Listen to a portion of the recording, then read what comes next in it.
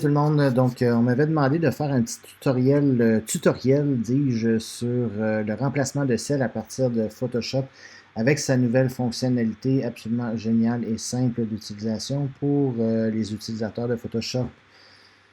Donc, j'ai ici une photo, j'ai déjà fait le processus pour d'autres photos auparavant. On peut voir comment ça. C'est naturel, mais en même temps spectaculaire. Là, c'est sûr que les couleurs sont très vives, très saturées parce que c'est le résultat que je voulais obtenir. Mais le avant et après est assez impressionnant.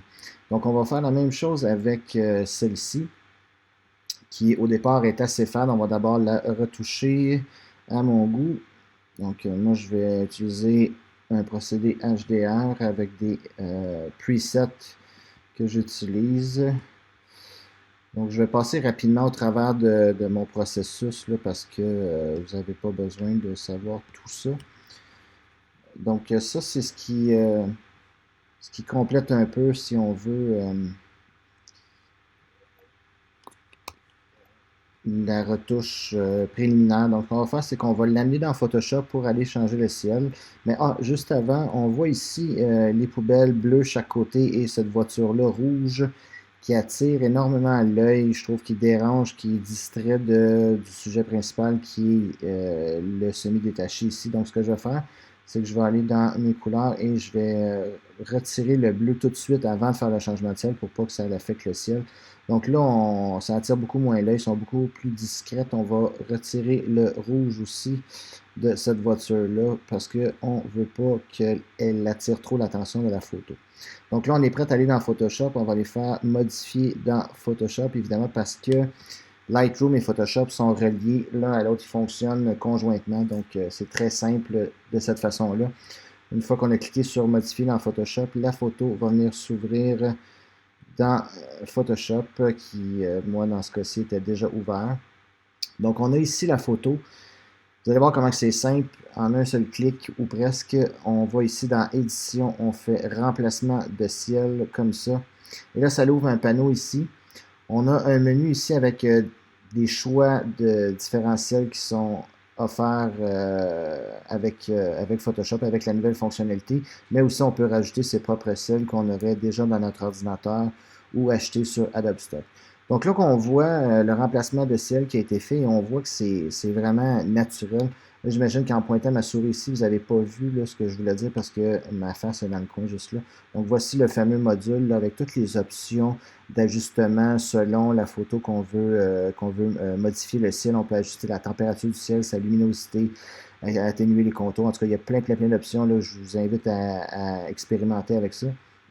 Donc, je remets ça ici. Moi, déjà, ça me plaît. J'ai choisi, juste pour vous montrer là, les différents ciels qu'il y a déjà d'inclus dans le nouveau module de remplacement de ciel. Il y en a vraiment.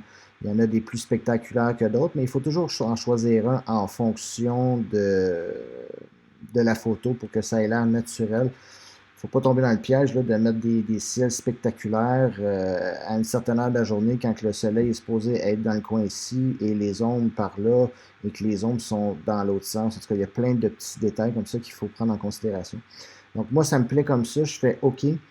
Et pour ramener la photo dans Lightroom, sur Mac, on fait commande S pour sauvegarder ou CTRL S sur PC. Et ça nous ramène immédiatement la photo qui va apparaître juste ici dans Lightroom dans quelques secondes. Vous allez voir.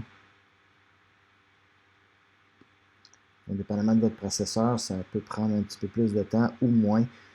Donc la photo est là. Moi, je vais faire un dernier petit ajustement pour m'assurer que tout ça est uniforme. Je vais cliquer sur tonalité automatique parce que je trouve que ça vient faire popper la photo encore. Ça rend la photo encore plus spectaculaire.